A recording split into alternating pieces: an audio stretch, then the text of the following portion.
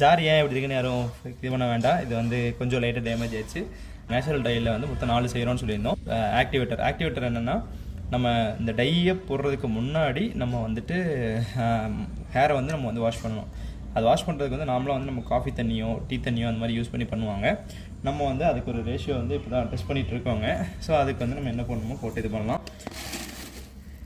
இது வந்து டீ இலை.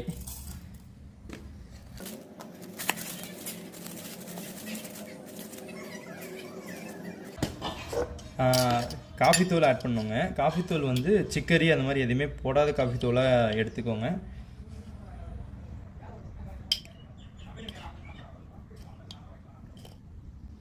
ஆத்தாவோட காஃபி தூள் அவ்வளோதான். காஃபி தூளை காணா அப்படின்னா சாயங்காலம் வந்து திட்டு இருக்குது. சரி பார்த்துக்கலாம். செம்பருத்தி எந்த ஜார் ஆகாது.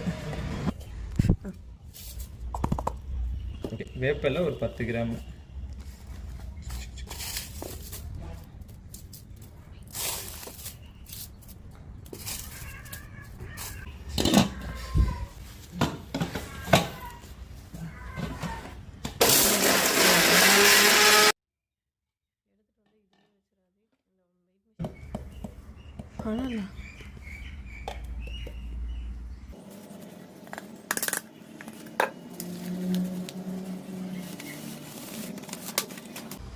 அவ்வளோதாங்க. எல்லாமே வந்து நம்ம செய்ய வேண்டியதெல்லாம் செஞ்சு முடிச்சாச்சு.